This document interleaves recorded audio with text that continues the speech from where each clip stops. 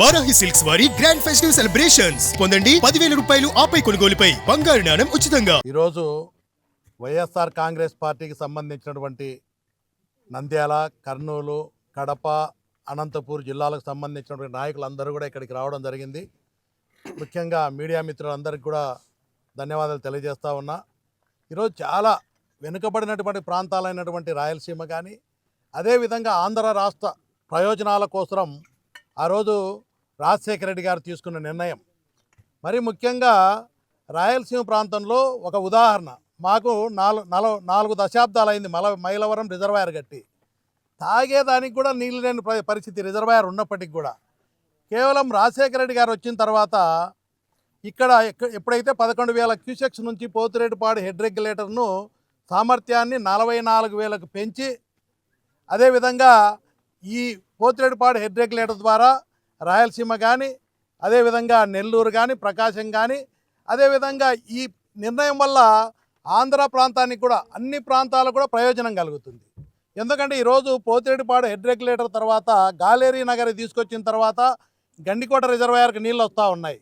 అదేవిధంగా అక్కడ నుంచి మైలవరం రిజర్వాయర్ నీళ్ళు వస్తున్నాయి. ఎప్పుడూ నీళ్ళు లేని పరిస్థితి, కరువు ప్రాంతంతో తాగేదానికి కూడా నీళ్ళు లేని పరిస్థితి, ఏదైనా ఇండస్ట్రీ డెవలప్ కావాలన్నా కూడా నీళ్లు లేని పరిస్థితి.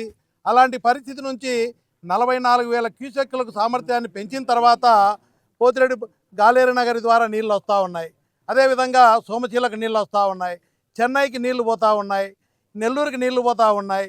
ఈ విధంగా మనకు వచ్చినటువంటి నిర్ణయం ఆ రోజు రాజశేఖర రెడ్డి గారు తీసుకున్న నిర్ణయం వల్ల ఫ్లడ్ వాటర్ ఏదైతే కృష్ణాకు వస్తుందో వరద నీటిని వాడుకొని వృధాగా సముద్రంలో కలిసిపోయే నీటిని ఉపయోగించుకునే విధంగా ఆ రోజు నిర్ణయం తీసుకున్నప్పుడు కూడా చాలామంది అడ్డుపడినారు మన రాష్ట్రంలోనే.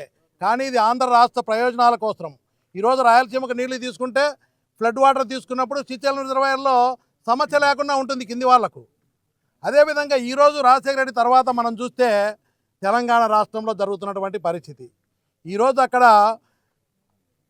లెఫ్ట్ కెనాల్ ద్వారా శ్రీశైలం లెఫ్ట్ కెనాల్ ద్వారా పవర్ జనరేషన్ కోసం తెలంగాణ వాళ్ళు ఉపయోగించినటువంటి నీళ్లు అక్కడ అవసరం లేకుండా జనరేట్ చేస్తూ లిఫ్ట్ ఇరిగేషన్ స్కీమ్లు కొత్తగా చేపట్టి పర్మిషన్లు లేకపోయినా కూడా 800 అడుగులు అంతకంటే కింది భాగం నుంచి శ్రీశైలం రిజర్వాయర్ నుంచి నీళ్లు తరలిస్తూ ఉంటే చూస్తూ నిస్సహాయ పరిస్థితుల్లో వాళ్ళేం పర్మిషన్ లేకుండా ప్రాజెక్టులు కడతా ఉన్నారు, లిఫ్ట్ ఇరిగేషన్ స్కీమ్లు చేపట్టి పూర్తి చేస్తూ ఉన్నారు.